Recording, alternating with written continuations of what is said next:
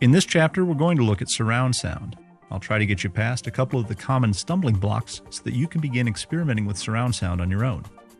By the end of this chapter, you'll know a few new terms, be able to set up surround buses, and see some of the surround tools in action.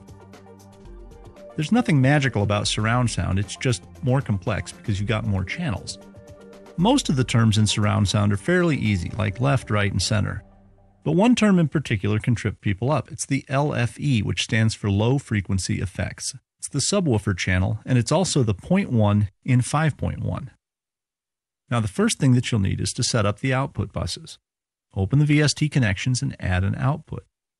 Now which one of these formats you choose depends on your customer or your application. For this, we'll use 5.1. Now let's assume that we're working on a soundtrack. That means that we'll probably have stereo music, and we'll want that to go just to the left and right speakers. To do this, let's set up what's called a child bus. Right-click on the 5.1 out and select Add Child Bus, and then a stereo configuration. Now, if you twirl open the child bus, you can see it automatically routed to outputs 1 and 2, which carry the stereo mix in this case. Now the point of this is that we have the option now to route tracks to the overall 5.1 bus or just to the stereo child bus within it. Now for example, if I open the routing here for the stereo track called Music Beds, I can send it directly to the child bus and leave it out of the surround equation altogether. If I route this to the 5.1 output, the standard panner automatically becomes a surround panner.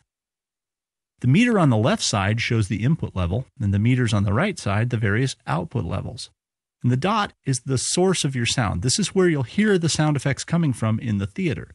And as I click and drag the point source around, you'll see the levels changing in each of the surround output channels. You can see the speakers around the edges and click on them to mute them if you want to. Now most of the other controls here are just here to help you do this more precisely. Along the top, I have controls for the coarse or fine adjustment. I can lock to just the vertical movement or horizontal. And the guy on the end lets you click anywhere in the surround field and have your mouse jump to the dot. And the eyeball is used for an overview mode. The first row of knobs has basic left-right controls, but the orbit and radius are a lot of fun. The radius moves the surround off-center by a given amount, and the orbit control lets you spin it around in a perfect circle for 3D effects. The last knob turns up the amount of LFE. In this example, we're using dialogue, so we'll leave it at 0. The bottom row of knobs is used to blend or soften between speakers. You can adjust these to determine, for example, how much of your center channel should widen into the left and right speakers, and so forth. And if you totally mess it up, click the arrow in the lower right to reset everything. Almost everything in the stereo panner can be automated too, which is really cool with orbiting effects. Speaking of effects, let's take a quick glance at one of the best for surround work, reverence. I'll add it as an effect in 5.1.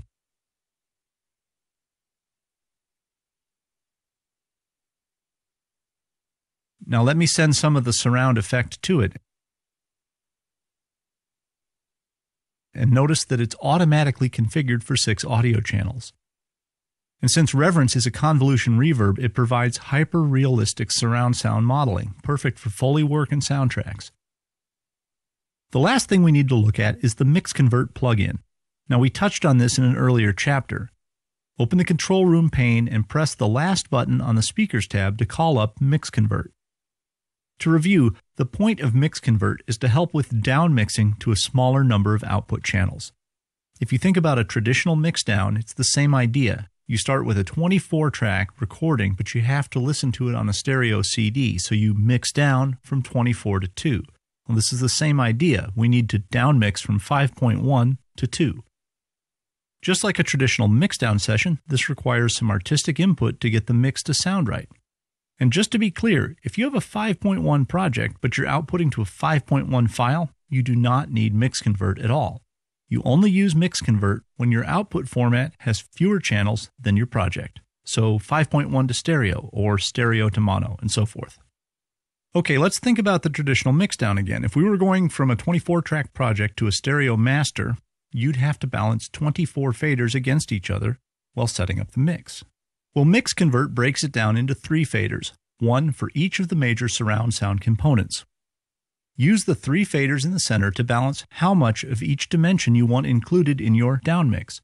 So in this example, if I want to showcase the front or center channels, dial down the surround to almost nothing, and leave some of the LFE, I can simply adjust the faders. Mix Convert takes care of all the details in the background.